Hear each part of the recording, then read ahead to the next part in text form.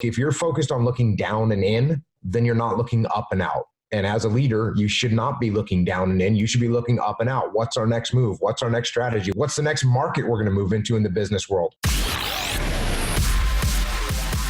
Welcome to the Seven Figure Flipping Podcast, where we take you behind the scenes of wholesaling and house flipping businesses. The systems and automation that we discuss will help you build a real business instead of another job for yourself. From beginners to those doing hundreds of thousands a year, we go deep into the details and strategies that are working today.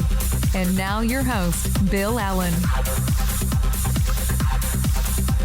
All right, welcome to the Seven Figure Flipping Podcast. This is Bill Allen, and we're coming off of Flip Hacking Live, and I've got a really incredible guest for you guys. One of kind of my heroes, somebody who has been writing content like crazy, books like coming out like madman, and something in my business that has changed our business. This book, Extreme Ownership, absolutely changed the way that we run our company, me and Nate, my COO. So welcome to the podcast, Jocko. How are you?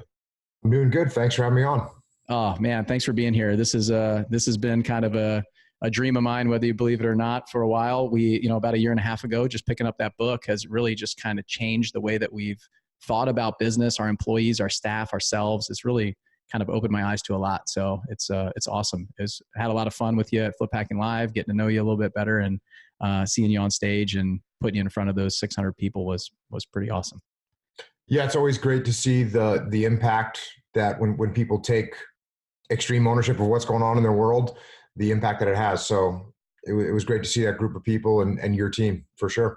Yeah, you got an incredible podcast, the Jocko podcast. A lot of my listeners absolutely loved it when they heard that you were coming to Flip Hacking Live. Everybody was talking about it. There's clips that I'd say that YouTube clip that from your podcast, that good, right? The quotes that's just incredible. I listened to that.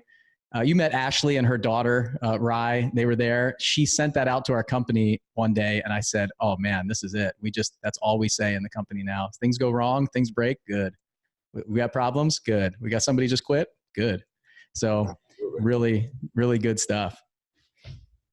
So can you give some of the listeners who don't know who you are a little bit of background about you? Yeah, sure. I was born and raised in a small New England town. I joined the military when I was 18 years old, and I spent 20 years in the military. Once I got done with the military, I retired after 20 years. And once I retired, I started working with companies and businesses and teams with their leadership. And then from that business, I ended up writing some books, and I have a podcast. That's pretty much my life right now. That's it. Podcast, military. So just the military. You were just a military guy. That's it. Yeah. I mean, I was in for 20 years, and it was I had great experiences. I was in the Navy. So that was it was something that I wanted to do since I was a little kid. So it worked out really well for me. I think I was very lucky to get into a job that suited me well and that I really enjoyed. So after the military, you made this transition to kind of business. And so do you feel like the principles that you learned in kind of the military and the SEAL teams translated into business easily? Or was that something that was a little bit of a challenge for you when you left? No, it translated easily. The only hard part about it was I didn't know anything about the business world. And so if I would have known about the business world, I would have entered into it saying, hey, everyone, the principles that we used are the same principles that you need. But I wasn't sure what was going on in the civilian sector. So it took me about 20 minutes to figure out that everything that I had learned in the SEAL teams was directly applicable to what's going on in any leadership in any organization that requires leadership, which, by the way, is every organization. So, but as soon as I saw that, it just completely made sense. And it was as clear as I could possibly imagine that everything that we had learned, everything that I had taught while I was in the SEAL teams about leadership was directly applicable to every team in the world on any kind of mission. So yeah, but it took me about 15 or 20 minutes to figure that out. Yeah. It's interesting because what I found so incredible about your book, Extreme Ownership, was just the way that you guys laid everything out. the one law of combat simple is really what you guys did. You kind of simplified the things that we try to make so hard in business and life and everything that we do, and really just laid it out in this very easy to digest concept that Nate and I think we're pretty simple guys, that we can take this information and almost double our business by using those concepts and the kind of laws of combat that you guys laid out. So it's really amazing. Yeah. I mean, when you think about what leadership is, essentially what leadership is communicating. That's what it is. I, as a leader, I'm trying to communicate to my troops what it is we're trying to get done. If they have problems or questions, they need to communicate that back to me. So what we did, that law about keeping things simple, it applies to keeping simple plans. It applies to keeping your communication simple. And absolutely, one of the goals of the book, and not just the book, but one of my goals in communicating to other human beings, is to make things simple and clear so that they can understand them, so that they can actually take them and apply them. So that was what we were trying to do, and it's what we always try and do. And I appreciate the fact that it seemed to have turned out that way, at least from your perspective. So that's good to hear. Yeah, absolutely. And I mean, so many people that I talk to have had the same experience from that. It's really just things that they've been able to pull out and realize that the comparison that you guys put to the military and the kind of Ramadi experience that you guys had in that battle and everything, and the way that you laid it out makes it really like kind of fun and exciting to listen to, and also have this application to business. So I thought the way that you guys creatively put that together was incredible, because as a military guy myself, I can kind of relate to some of that stuff, not necessarily being in that kind of dangerous situation, flying a helicopter. I was never getting shot at on a regular basis, really afraid for my life on a daily account. But I know those people and the kind of commitment and leadership skills that they have that's inherent to them in that world. But even the people that I talk to that have never served and never done any of that stuff, that they can really take it and relate to it and use it in their business. It's incredible. So for you guys that are listening, if you haven't read Extreme Ownership, if you haven't listened to it, the way that Jocko laid out this stuff is just, it's amazing. It's really, it's an interesting concept of, you guys kind of do this, the wartime, what was going on, and then the concept, and then the application to business, which I thought was amazing, the way that you guys laid it out. Well, thank you. I'm glad it was easy for you to understand. Yeah. And if you guys are listening, I would recommend you listen to it, because these guys read it, and it's even better when they're reading it, and you can really feel it. Like, I can feel the passion and like your guys' experience, and you lived through this, and sharing it via audiobook was great. I really love it. So what are those laws of combat? I think maybe that's the best way for us to go, is kind of, what is some of the stuff that you guys teach these leaders in the book? Well, the first law of combat is cover and move, which basically boils down to teamwork, working together. In a gunfight, it means one person is shooting at the enemy while the other person is moving, or one team is shooting at the enemy while the other team is moving.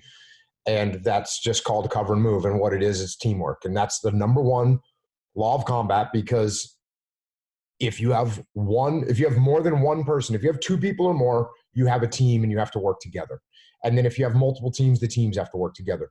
So if you're going to be in any, and by the way, when you're out on the battlefield, in business or in life or in combat, when you work together with other people, when you work together with one other person or another team, you don't become twice as powerful. You become exponentially more powerful. So the idea of working together with other people, working together and supporting each other and being part of a team, that is the essential part of being in the SEAL teams. It's an essential part of winning in combat, and it's an essential part of winning in life and in business. So that's why it's the number one law of combat, is you have to have a team and you have to work together.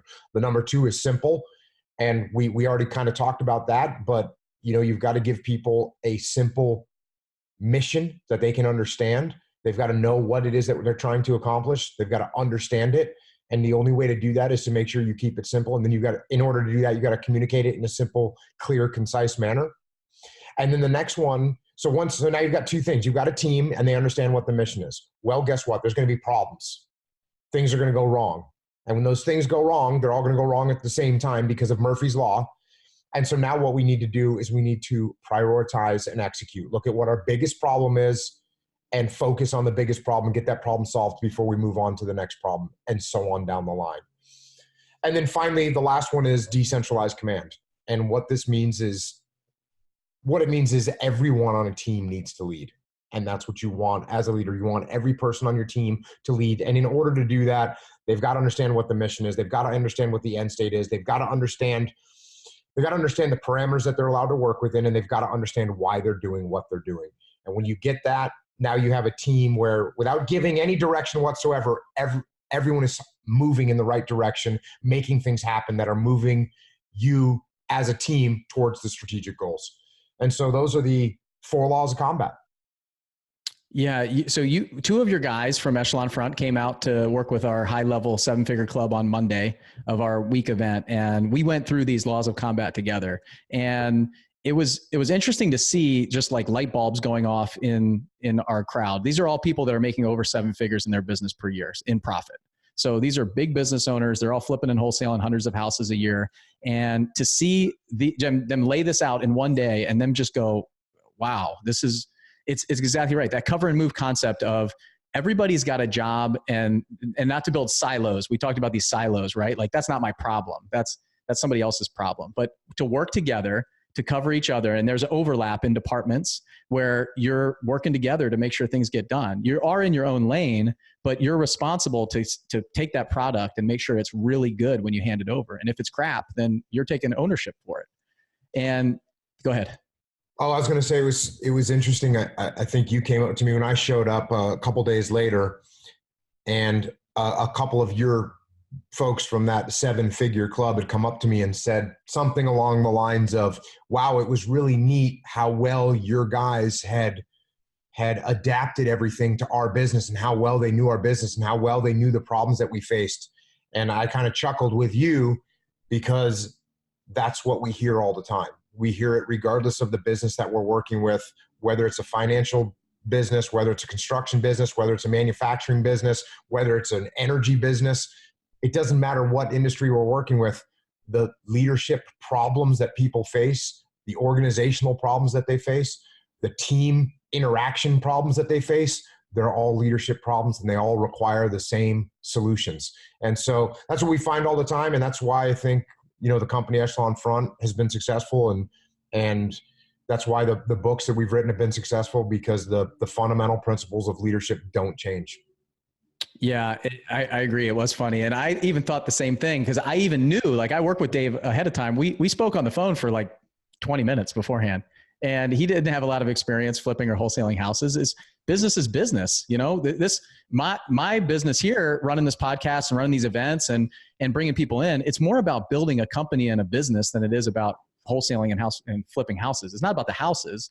It's about people. It's a people business, whether it's our clients, whether it's our staff, whether it's anything, it's about the people. And when we do right by the people, our business is going to take off. And we build a business just like anybody else does. If I owned a bakery or a merchandise shop, it would be the same. It's about my staff. It's about the systems and the processes that we have and building that out properly. So, and then the simple part was we started digging into that, and we did kind of a questionnaire at the end of the day to analyze ourselves. And I sat there in that simple portion and I looked at it and I said, sometimes I don't communicate enough.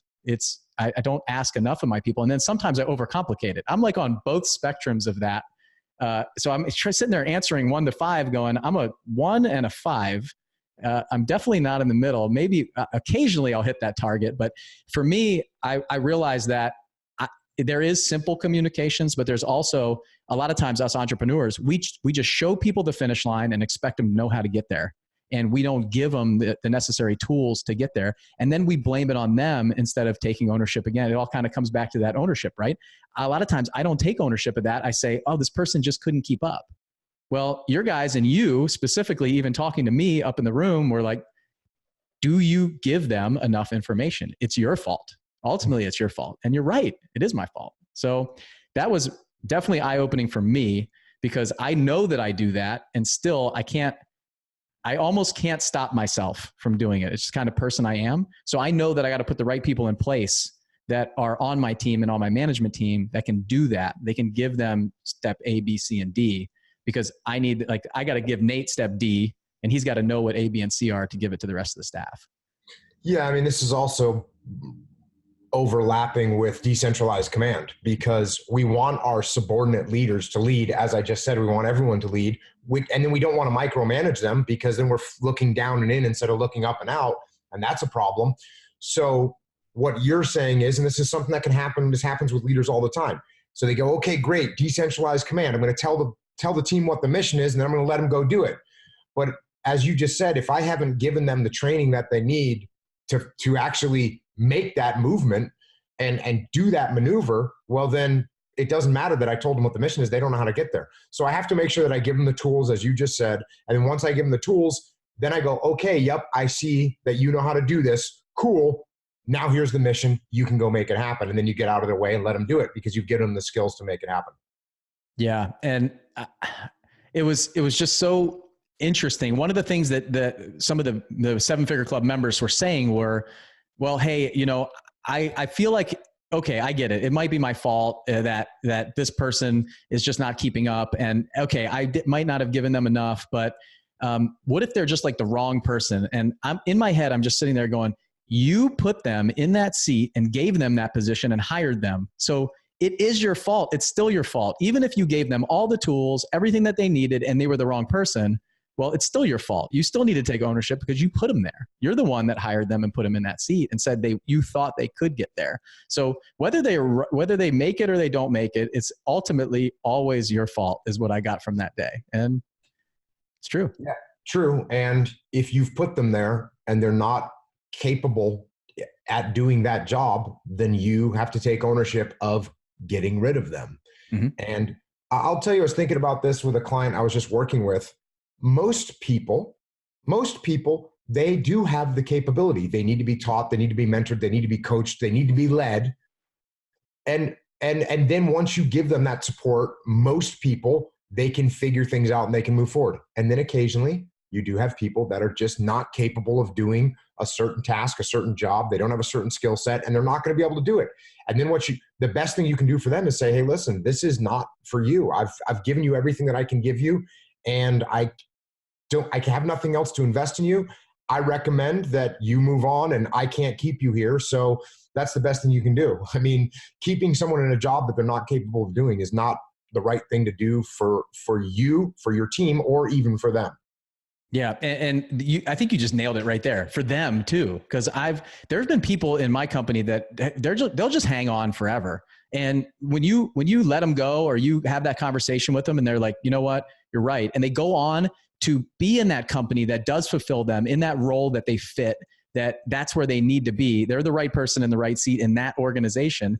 I've had people call me up and just say, thank you. Like, thank you so much for opening my eyes to kind of who I was and taking the time to care about me, to care whether I was happy in this organization or not happy, because some people will just continue to do the job that they're doing just to get the paycheck and just keep going down the path that they're going down without really being fulfilled. So what we've realized in our company is really putting that right person in the right seat to make them feel like they're doing something that they love, that they feel fulfilled, that they want to show up every day and do. That's where we get the best outcome from these people, and they feel like they want to grow and they want to continue to do this. And when we've let them go, they've called me up and said, hey, thank you. Like, I really appreciate you actually caring about me and not just being a cog in the wheel for your business to make more money.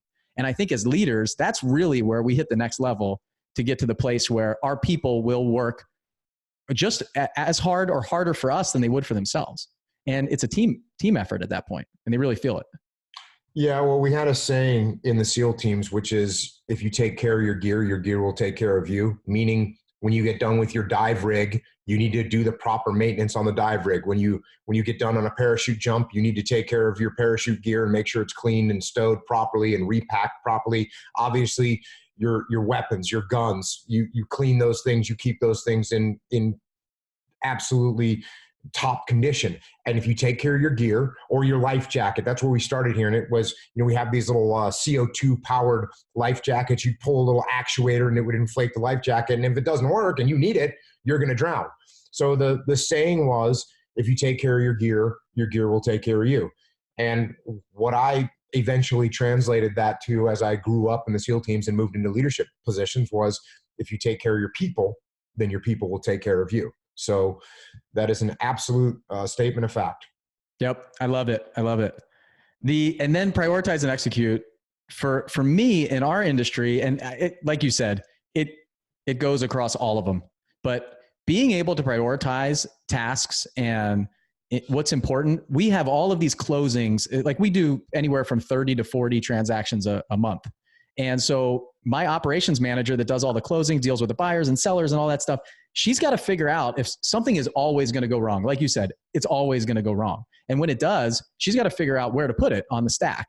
And she is, Ashley, you met Ashley. She is our 6th transaction coordinator in like 3 years.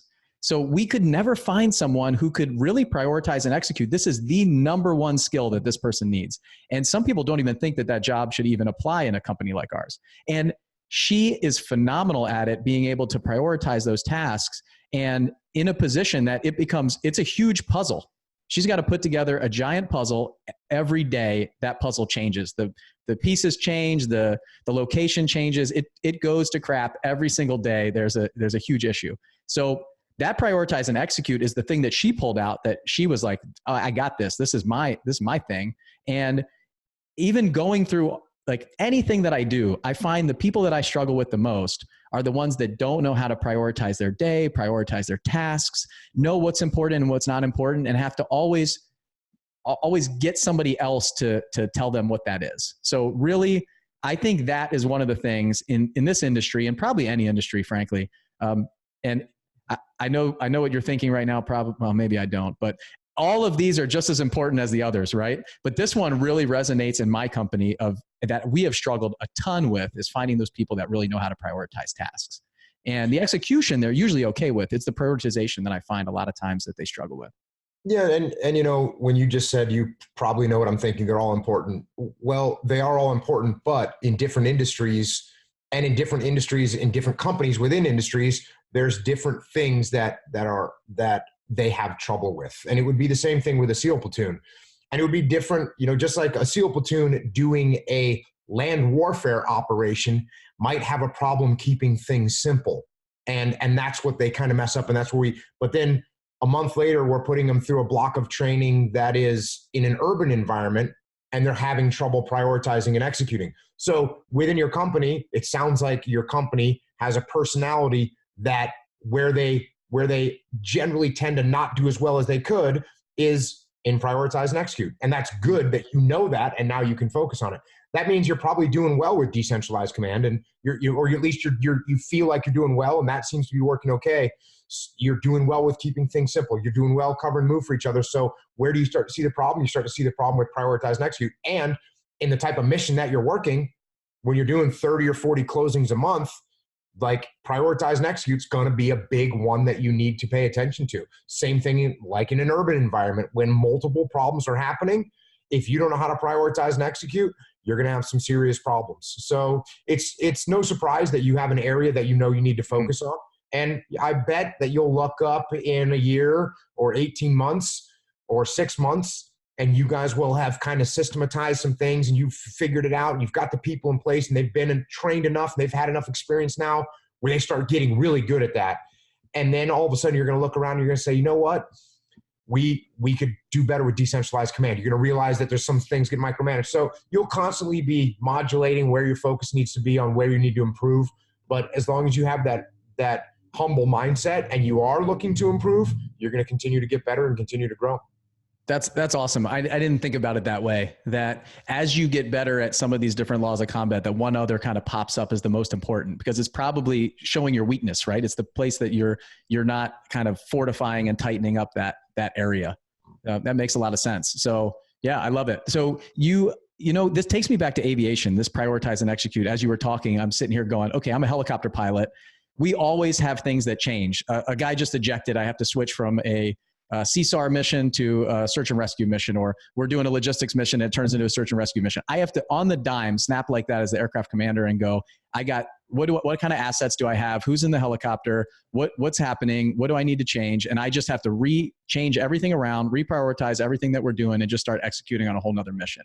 And we were trained on that to be able to like turn on the dime, because the helicopter is kind of like in aviation. It's like these guys can almost do anything, right? We need them on the ground. We need them to move troops. We need them to pick up somebody on search and rescue. We need whatever you need from a helicopter. You can land anywhere. We can pick people up. So we're always kind of like the jack of all trades a little bit in the aviation community. And so we can, take a 9-line, we can do all kinds of stuff. So I think that's kind of where I'm just used to it with all my training and being able to do that very easily. So a lot of times what I do when I look at somebody who's not picking up that fast, I forget the fact that I have all this experience in it, like 15 years of experience doing that, even before college and sports and everything else that I have. And they're just getting into this for the first time. And I have these really high expectations of people that I need to look in on myself a lot of times, and just going back to it, take ownership of it and say, you know what? I didn't give that person the training, or maybe I didn't explain it because I just assume that they know how to do it because I do. So I think we fall into that a lot, especially as business owners, that everybody has the background and the training and information that we have. So anyway. Yeah. And there's also people just aren't aware of it. And if they're not aware of it, then there's no way that they can do it effectively. And even I bet if you think about your career, prioritize and execute, as you just said, is something that you learned. You were doing it in high school sports. Then you became a pilot. You were doing it. But even when you were doing it in your company, you were doing it instinctually. It made sense, but you couldn't really you didn't really even understand what you were doing. And then all of a sudden you hear this name, prioritize and execute. You can go, oh, that's what I've been doing for the last 10 years, 15 years, 20 years. Okay, great. And now you actually can look at someone else and say, hey, when there's multiple problems, this is what I do. I prioritize and execute. That thought process is what I had to go through to learn to teach this stuff to the young SEAL leaders. I was watching a SEAL platoon during a training mission, and I see that they're sitting there, they're trying to get a head count, they're trying to deal with their wounded guys, they're trying to figure out where the enemy fire is coming from, they're trying to figure out what decision to make. They're trying to contact the other platoon to see if they can get to, they're trying to do all these things at the same time. And none of them are happening, of course. They're all just kind of wandering around, working on little tiny chunks. And I just thought to myself, what do they need to do right now? I actually said to myself, what would I do right now?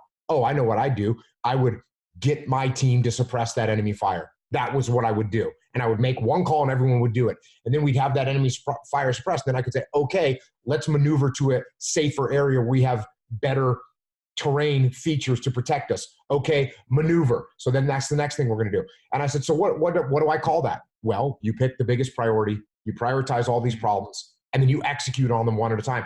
And then I wrote down the words prioritize and execute. And as soon as I had that and formulated that thought into something that I could just explain that rapidly, then it became that much easier to teach. And it even became easier for me to do because I was aware of what I was doing. So when you say that you read Extreme Ownership, the thought that goes through, and this is not just you, not just people in the military, but business leaders, anyone that's been in a leadership position, usually they're not saying, oh, wow, this principle just came from an unknown place that I've never thought of this before. Normally they're saying, oh yeah, that's what I do, and I see it clearly now, and I can really understand what I've been doing for all these years that has made me successful. And I also see sometimes where I don't do it, and that's why I have problems sometimes, is because I know what to do and I don't do it because I don't know what to call it. But now I know what to call it. I mean, it's the same thing with just taking ownership, right? Anyone in the military knows that you can't, knows in their heart that it's wrong to pass the blame onto someone else. Everybody knows that. And everyone in the business world, they know that. And yet, until you hear that term, you might still occasionally, blame something on someone else, and you just let it slide because you really haven't codified this idea in your head. And so that's what I think has been really helpful for the books. And that's why I think they're popular, not because we invented something new, but because we codified these ideas that people already had in their heads. And that's why it's easy for them to understand, because they've been doing them in many cases. And so that's why I think it's beneficial. And that's why I think someone like yourself that's been in the military, been in business, you see these ideas and you go, oh yeah, you recognize them, and now you can lock onto them and you can move forward very quickly.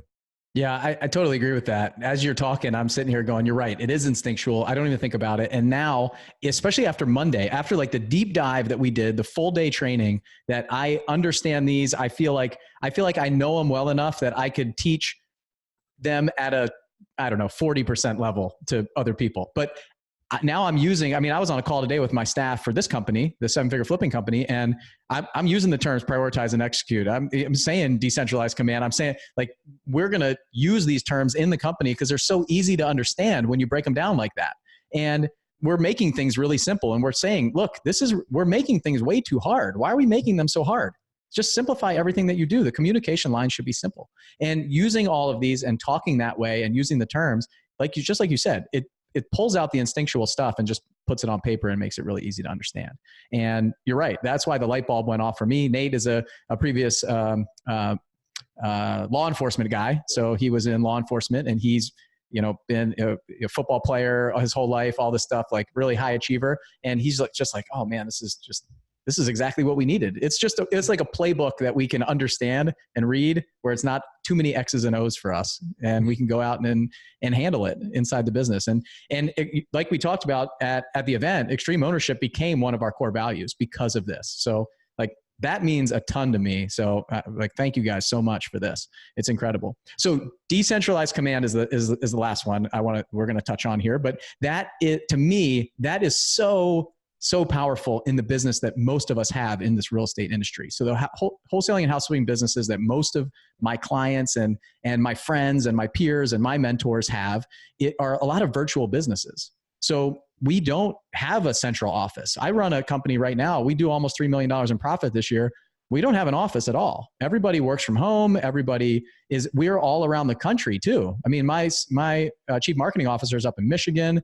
My lead intake people are down in Pensacola, Florida. We span the whole US. So having this kind of idea of this decentralized command concept. And then what I really loved about that was the leading up the chain of command portion of it, where, like you talked about earlier, our people are giving us feedback on how we're doing and leading us, even though we're supposed to be the leaders.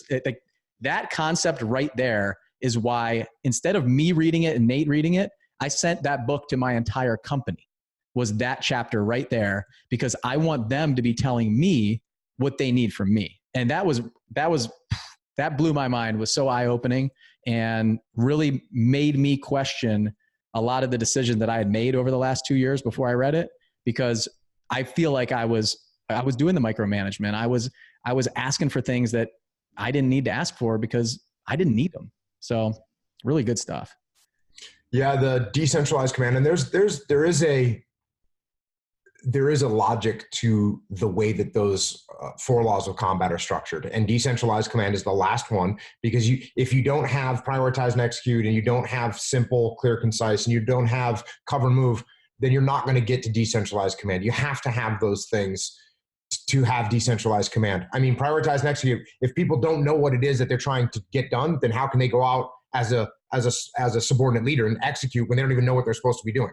So, and if it's not simple and clear, then they don't know what they're supposed to be doing. And if they're not working together, then, well, we're not working together, moving towards a common goal. So that all falls apart. So decentralized command is definitely the last one, but it is fundamentally the most important in an organization, is to make sure that you do have decentralized command. Yours is a great example. You've got people disaggregated all over the country, and they're dealing with their world. And for you to be sitting in your home office somewhere trying to predict and direct them on things that you don't have the same visibility as they do, that's going to end up being a problem. So we definitely want our subordinates to lead up the chain of command. We want them to give us feedback. I always say the last type of person I want working for me is a yes man. That's just going to shut up and do what I tell them to do. I do not want that. I want someone that's going to say, hey, boss, why are we doing this? Or, hey, boss, Can you explain to me what it is you want done here? Because I don't think this is going to work too well. Or, hey, boss, let me give you a different option here because what you're saying doesn't make a lot of sense on the ground. That is what I hope and pray for every day when I am leading a team, that I have people that are smart, that are thinking, and that are going to step up and lead themselves instead of waiting to be told what to do. Yeah, I remember about 2 or 3 years ago in my company, I'd have a quarterly meeting down in Pensacola, and we were about a year in. We were doing just under $1 million in profit a year. We did like 75 deals the year before, but I was running like a hamster on a wheel, just nonstop. And I was in the weeds doing it all. And I had this team that I built out, and I was really proud of my team. I was happy. We had gone from 1 deal the year before to 76 deals or something the next year. Like, amazing growth. But I was working so hard. And when I looked around, they would always look at me for the answer. And at that time I had kind of stopped listening to real estate podcasts, and I stopped reading real estate books, and I started reading business books and listening to like biographies of other business leaders and podcasts on business to figure out how I could grow this company bigger and be a better leader and more focused on leadership. And at that time, I heard people say that they want to have a team around them that knows more than they do. They're always looking to them to say, what do you think we should do? And usually you don't even have to ask. They just tell you what we should be doing. And I was sitting there going, why is everybody always looking at me for the answer? Like, I'm the only one that knows. They're not growing in their role. They're not getting to the point where they're learning. They're out there training. They're trying to grow themselves. And I realized at that time that I was never, and this is before I read your book. It was before I knew that we would never get past where we are right now. And we can only get as far as I can take us. And I knew that we had the wrong setup. It was just, they were good people for where we were, but if I wanted to go to the next level, they just weren't the right people to go with. And I had to go figure out who those were. And I feel like it's a lot of it because I would just give a task and they would say, okay, like, I'm just going to go do it. And sometimes they would do it almost like knowing that that was the wrong direction to go, but they were told to do it and that's their job and they went and did it. It's just like you said, like the yes man. And that's not, I mean, a lot of people listening are probably like, I got somebody like that in my company right now. Well, that's a problem, right? You need to take ownership of that. You need to go out and talk to them. And that's what I had. And now we've gotten to this point where your book combined with a couple other things that we've been doing inside the company, when I look around the room now at my quarterly meetings, my sales manager knows he's 10 times better sales guy than me. And he knows what to do. Mm-hmm. And I've always been the guy that says, come to me with a solution and not a problem. But they have good solutions now, like really good solutions, better than me. And my marketing manager, she can run circles around me. I have no idea what she's talking about half the time. My operations manager, she can do a puzzle better than me with 30 or 40 deals. I can't handle 30 or 40 deals a month. No way. She can't. And my lead intake manager, phenomenal. Like, I hate talking on the phone. She's fantastic. She has all these ideas of data analytics and stuff like that inside of there. So I think that is the difference. That's like the game changer in business when you are the CEO of the company and everybody around you is higher level than you. And some people are afraid of that. They want to be the big brain in the room. They want to be the person who controls everything. And you'll get to a point, but that's it. You're not getting past that. Nope, you definitely won't get past that point. Even being a SEAL platoon commander, you're not going to know the sniper weapons as well as the snipers do. You're not going to know the radios as well as the radioman does. You're not going to know how to work with explosives as well as the breacher does. And if you focus on that, here's the problem. If you focus, I always call it, look, if you're focused on looking down and in, well, then you're not looking up and out. And as a leader, you should not be looking down and in. You should be looking up and out. What's our next move? What's our next strategy? What's our next area that we're going to move into? What's the next market we're going to move into in the business world? Where do we need to expand in the business world? Where can we step forward in the business world? As opposed to looking down and in at my team and getting in the weeds on things. I mean, do you have to do that occasionally? Yes, you do. And I'm sure there's days where, your marketing manager comes to you and says, hey, we're thinking about doing this, this, and this, and they need some guidance from you, some strategic guidance. Of course, that's needed. But then as soon as you get done, given that guidance, then it's time to look up and out and look forward. Now, what you have to be careful of, some people jump the gun on this. And what I mean by that is they start a business and immediately they want to hire a bunch of people to put around them. And the bottom line is they can't afford it yet. right? Mhm. And so I've run into that with a few small businesses where all of a sudden, they're going from 8 people, all of a sudden they got 32 people. They can't afford them. And they're saying, well, I'm trying to build a great team around me. You need to be able to afford the team first. So just use a little bit of caution around that, and grow as needed. Maybe, you anticipate your growth a little bit and you want to bring, some people on board a little bit earlier before you can, before that they're, but the demand signal is there. That's fine. But, yeah, you absolutely need to hire great people around you. You want them to be able to do your job better than you and their job definitely better than you. And that's how you end up with a great organization. Yeah, I agree with that. I've seen it a lot in real estate, especially in this mastermind group that we have, people that try to go from like 0 to 100 overnight, and they just will go out of business. They just try to build their company way too fast. They are outspending their pace. They don't have the runway for it. They're not set up for 6 or 8 months of marketing money with the staff that they put on. They need to get these like deals in month 1, month 2 to continue keeping the doors open. I've seen it a lot. And it was almost like they feel like, since we have people in the group that are doing 2 million, 3 million in profit, then you jump in and you should be doing that right away. And really, like, you need to be taking that next step. Like, for you, what does that look like? What's the next step look like? And things like that. And the team and the staff, for me, and I think every company is like this, it's your journey. You have to go on that journey. I had to be in that room at that time, looking around at those people who were looking at me, to realize that I need to figure out how to get the right people around me too. I couldn't have hired, when I started this company, I could not have hired the best salesperson that needs to make $150,000 to leave their current job at a phenomenal sales position they have right now to come with me. I was this like startup dream. I'm sitting there in Denny's with my first hire saying, I think that I can do this. I know a lot of other people that can do it. I'm really excited about it. Come with me. I'm giving her the vision of where we could go together, and she's going to have to take a leap to come with me. And then as we grew as a company, we kind of outgrew her and grew into the next person and then into the next person. So people come up to me all the time and they see Chad on stage and they're like, how can I hire Chad? Well, you haven't done a deal before. You cannot hire Chad right now. I'm sorry. Like, he's not going to come. A Chad who is making $150,000 or $200,000 out in the real world right now is not going to leave their job and come work with you right now. You've got to figure out how to take those steps and build your company so that eventually you can start attracting the Chads and attracting the Heathers and the Vals and things like that. These people would not be working with me when I was just building the business in the garage in day one. So the other thing I think is you have to be a little bit humble to hit that too. Like, a lot of people feel like they need to be that person, like that owner, and they say they don't want to micromanage, but they want to be kind of running the show all the time and making the decisions and doing that stuff. You've got to be a little bit humble to say, you know what? I don't need to make that decision. Like, my journey was kind of like make more money, then spend more time with my family. And now it's more about like impacting my staff and my people and seeing them do really big things and make more money. And some people in my company make more money than I do. I'm perfectly fine with that. Like, I love it. They're reaching their goals. They're out there. They're the ones out there working all the time. I'm in here doing podcasts with you, and I'm having fun and spending like 2-3 hours a week in that company. And they're out there doing the heavy lifting. They should make more money than me.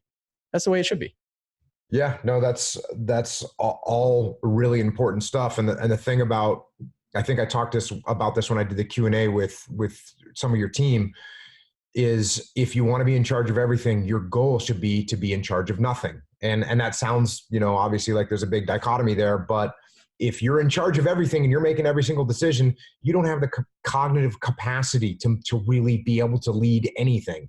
So what you want to do is you want to build these subordinates, which goes back to what we were just talking about. You want to build a team of subordinates that are making all the decisions, that you barely have to step in, that you barely have to give direction to, because they understand what the overall strategy is, and they're able to move there and make great decisions on their own. And very seldom do you have to actually step in and give direction. There was plenty of operations when I was in the SEAL teams where I was a platoon commander or a task unit commander, where we'd go out on an operation and the only thing that I would say on the radio would be execute, execute, execute. And as soon as I said that, the guys would go and do everything that they needed to do. They'd make adaptations, they'd make decisions, they'd make calls, they'd make adjustments. We'd get the mission done.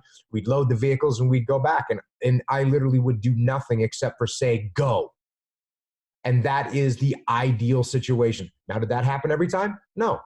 Sometimes something would go a little bit further off course than we had expected, and I had to step in and make some calls. That would happen sometimes. That's fine. But that is the goal. The goal is to have your team so well trained and understand the vision so clearly that they can move and execute on their own without your direction, and they're out there winning. I love it. I love it. So you guys wrote this book, Extreme Ownership, and then you wrote another book after that. So why did you guys feel like you needed to write The Dichotomy of Leadership after this book? So as we continue to work with companies after we wrote Extreme Ownership, because that's what we do. We work with companies all the time. And what was interesting was it wasn't that the questions were about the dichotomy of leadership. It's that the answers were the dichotomy of leadership. So the dichotomy of leadership is the last chapter in Extreme Ownership, and it talks about this balance that you have to have. And you and I have already talked about it already on this podcast. You can communicate too much, which is going to be a problem because now people don't know what's important. They don't know what to listen to, and they're overloaded with information. Or you communicate too little, where people don't know what's happening. They don't understand your vision. They don't understand what the mission is. So where do you have to be? You have to be balanced somewhere in the middle. We just talked about it with hiring staff, right? If you go out day one and you try and bring on these people that cost you a bunch of money because you're being super aggressive on how fast you're going to grow, well, guess what? You're going to have your doors shut in 6 months because you can't afford payroll. So don't do that. That's one extreme. The other extreme is you don't want to hire anyone. You don't want to take any risks. So you're just taking all the business and doing everything yourself.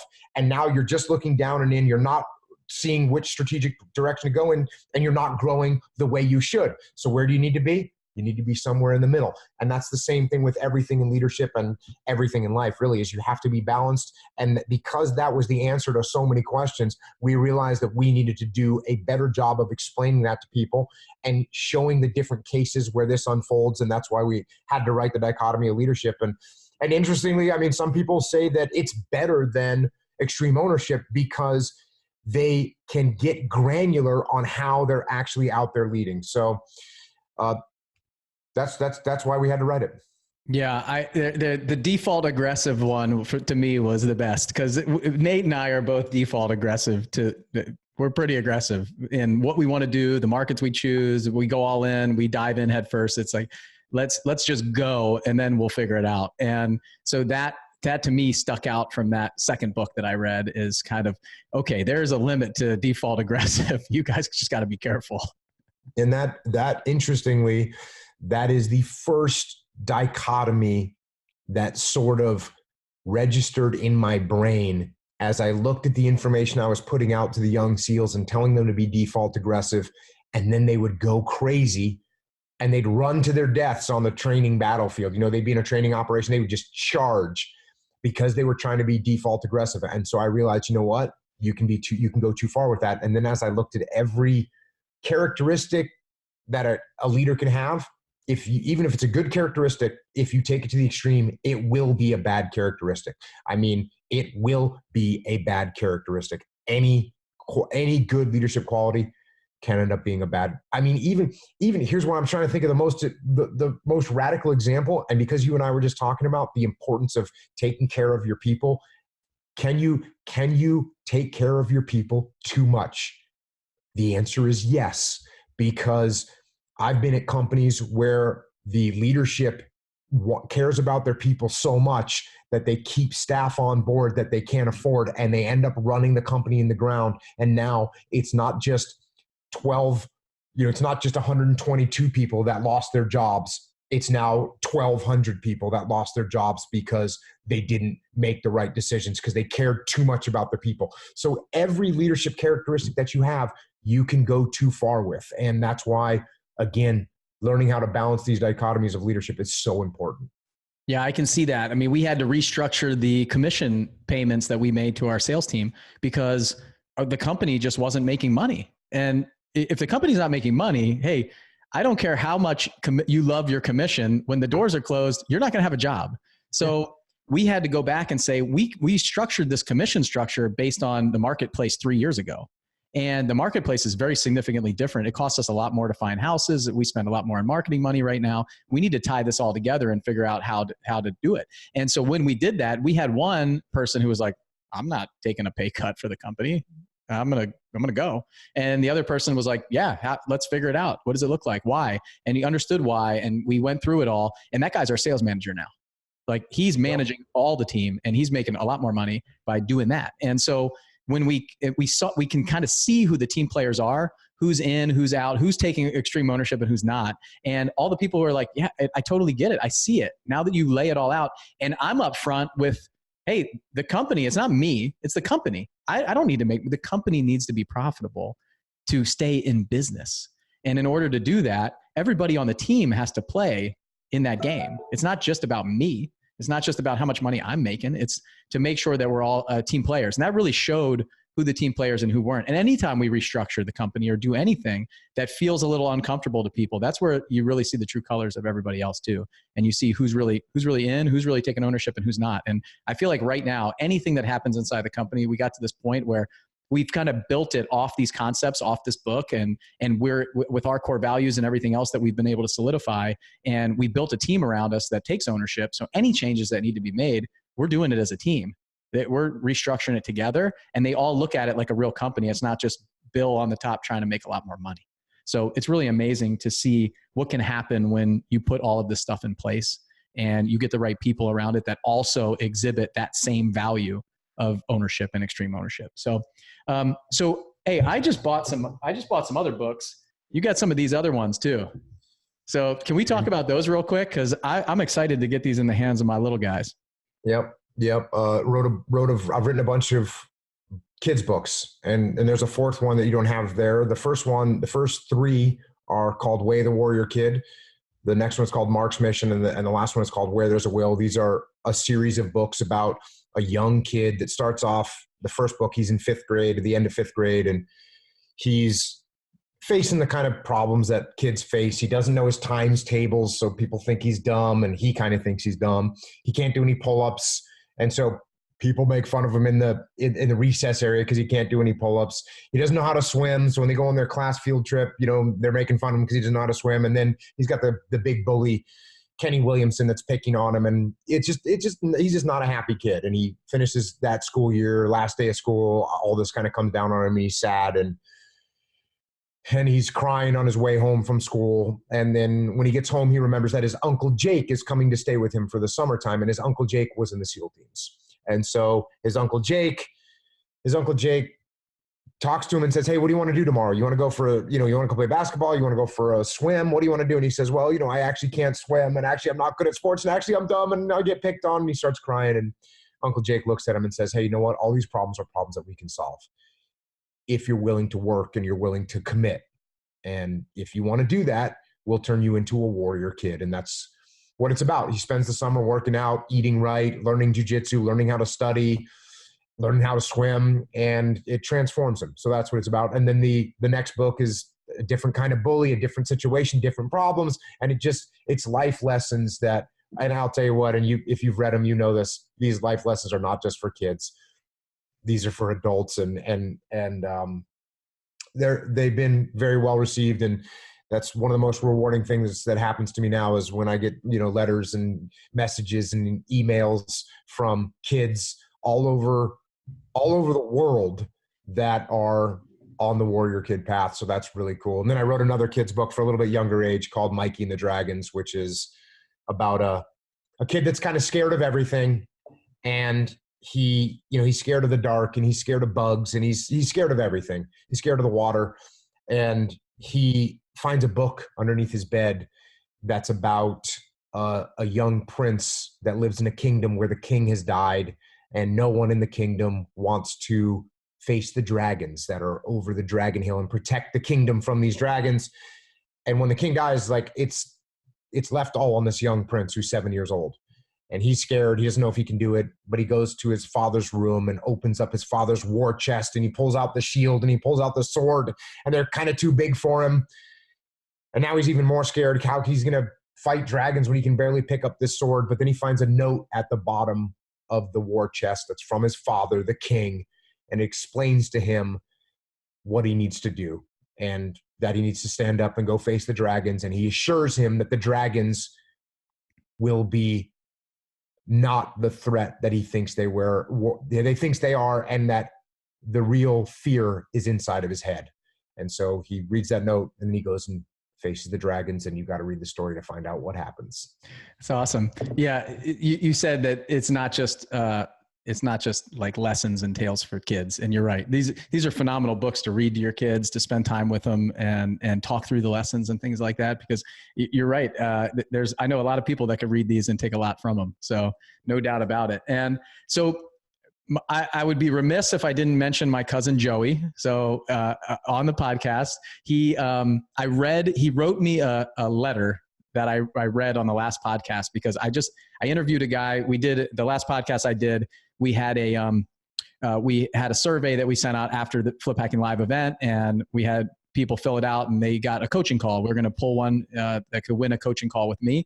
So I coached a guy on the last podcast we recorded and ended up putting it out on a podcast. And I read this because this young 22-year-old wholesaler reminded me of my cousin Joey. It was like he was a 40-year-old soul. And this guy is going to succeed. He's going to win. He's going to excel in life and business, everything. He just reminded me of my cousin Joey. So I read this, and in here it says, my cousin said he was a little skeptical about missing school to attend an event in which I would feel inferior to other highly educated individuals in regard to real estate investing. And he said, however, I'll never forget you telling me that you always want to be the dumbest guy in the room. Plus, I knew I'd get to see Jocko, if nothing else. And then it goes on to talk about how much he got from it and all these things. So, yeah, I know that, it was a dream of his to meet you, and I'm just honored to be the guy who was able to set that up. Is really cool. And the time that you spent with him, backstage, kind of answering his question, his very thoughtful, written out questions. He was up in my room at like 6 a.m. that morning, writing them out in that book and asking me, do you think it's okay if I ask him this? And what about this? And and then I went down because I had a breakfast to go to at 7 a.m. He was still up there till 8 o'clock in my room. He spent 2 hours writing those questions and really thinking about it. So really cool to see, like, get to know you at the event and see you spend time with people and just be so open and willing to give your time and sit down with somebody. My cousin's 18 years old, for those of you guys listening, goes to UT, wants to be a Navy SEAL. He's got a lot of things going on in his head, trying to figure it out. He's a planner. He's very driven and motivated, and he is this warrior kid. Like, that's who I look at him as. So really cool. So I just want to say thank you for that and spending time with him. It was awesome to see that. So. Yeah, great to meet him. And it's always, for me, the most gratifying thing that happens in my world is to be able to help people out. And so talking at your event, meeting all your troops, meeting him, that's great for me. And that's what makes it all worthwhile. So I appreciate you having me out there. Absolutely. One more thing before we go. I just pre-ordered another book of yours this week. So do you want to take a minute to just talk about that one? Yeah, so I got another book coming out January 14th, and it's called Leadership Strategy and Tactics. And what it is you teach someone the principles, and people, even if they understand the principles, sometimes it's hard to take those principles and drill down and actually apply them in the field. So Leadership Strategy and Tactics talks about how you actually handle situations on the ground. How do you adjust someone's mindset when their confidence is low? How do you bring their confidence up? How do you adjust someone's attitude when their ego's out of control? How do you actually handle that? How do you handle a boss that's trying to micromanage you? How do you handle when the morale of the troops is low? How do you build the team's pride up? How do you apply everything that I talk about in leadership on a ground level? Just to give you an indication of what it's like, it's 300 pages, but it's like 85 or 90 chapters. So it's these really short, hey, what do I do when I have this problem? How do I solve this problem tactically on the ground? What strategy should I use? That's what the book is about. And I think, from the feedback that I've gotten from the folks that have read the early drafts of it, they're saying that this is going to be the most helpful book I've written for people when it comes to leadership. So looking forward to getting out there and providing more information and trying to make sure that people don't have to learn the lessons that I've learned the hard way. Well, I look forward to getting it. So I got it. Hopefully it gets delivered right on the date. So I'm ready for it. So hey, I appreciate all the time that you spend on all this stuff, delivering this content and knowledge out there on your podcast, in these books, and all the things that you're doing. You're really making a difference and changing lives. And it's really amazing to see everything that you did and all the time that you spent in the military, and a true hero there. And then now what you're doing in the business world is really impressive. So thank you for doing what you do. Thanks for coming on the podcast with me. So Jocko is an honorary member of the 7-Figure Club. So he got one of the military coins that I created for the 7-Figure Club at the event. So everybody was good with that. Also at the event, I gave him an hour to speak, and he ended right on time. It was like, boom. And he goes, yeah, I got it. Boom. And so I said, this will be an hour. This is an exact hour right here. So I'll make sure that I go right on the second and we don't go over. So thank you so much for spending the time with me. I know that my listeners are going to get a ton out of it. This is really amazing. It's just an honor to kind of share the microphone with you. Appreciate it. Thanks for having me on. Absolutely. We'll talk to you next time. See ya. Thanks for listening to the 7-Figure Flipping Podcast with Bill Ellen. If you want to grow and scale your house flipping or wholesaling business, check out more insider tips and strategies from the nation's most successful real estate investors at 7figureflipping.com.